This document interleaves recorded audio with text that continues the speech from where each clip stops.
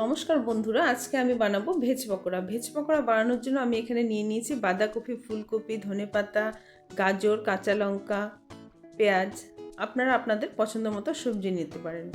আমি এখন সবজিগুলো সব ছোট ছোট করে কেটে নেব।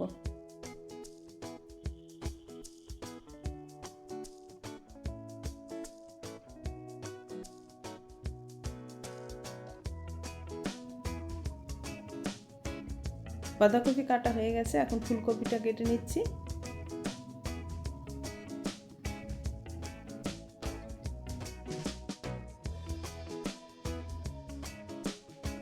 এখন গাজরটা কেটে নেব।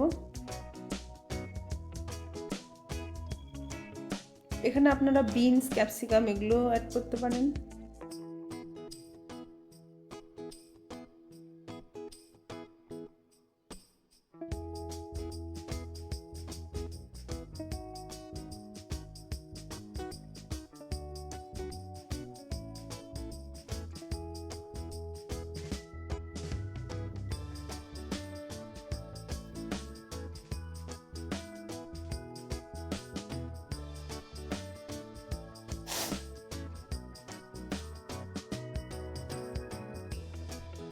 সমস্ত সবজি আমার কাটা হয়ে গেছে, এবার মটরশুঁটিটা ছাড়িয়ে নিচ্ছি।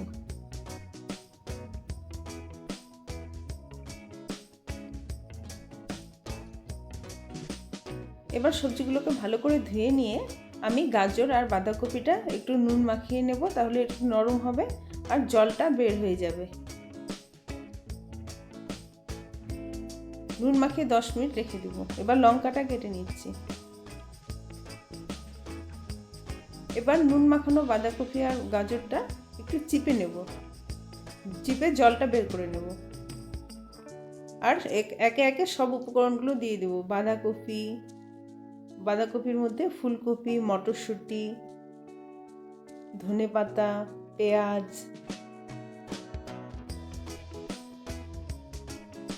কাঁচা লঙ্কা, নুন আগে দিয়ে মেখে রেখেছিলাম, এই জন্য নুন অল্প পরিমাণে দিয়ে দিলাম। আর হলুদ গুঁড়ো, চালের গুঁড়ো আর বেসন দিয়ে দিলাম।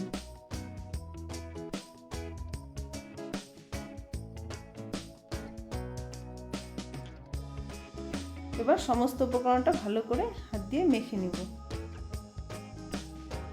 মাখা হয়ে গেছে। এবার গ্যাসের ওভেনে একটি কড়াই বসিয়ে দিয়ে কড়াই গরম করে তেল দিয়ে দিলাম।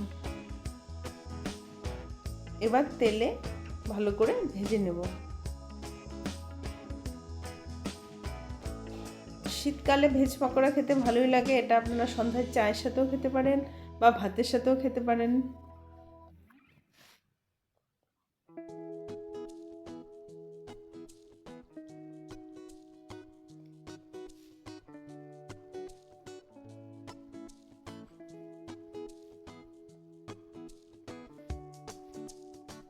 এবার আমি পকোড়াগুলোকে ছাঁকা তেলে ভালো করে ভেজে নেব।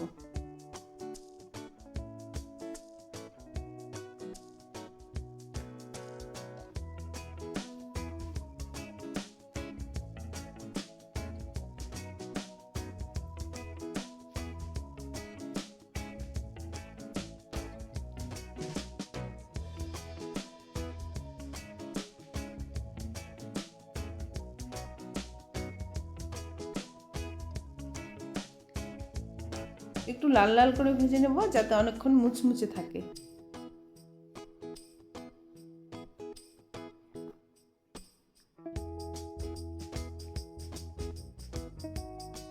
ভাজা হয়ে গেছে, এখন এগুলোকে আমি নামিয়ে নিব।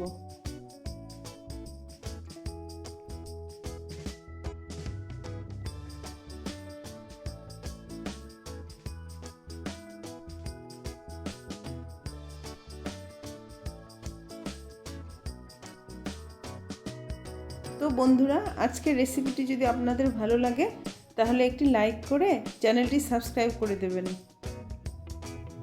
দেখা হবে পরের একটি নতুন ভিডিওতে। আজকের জন্য বাই।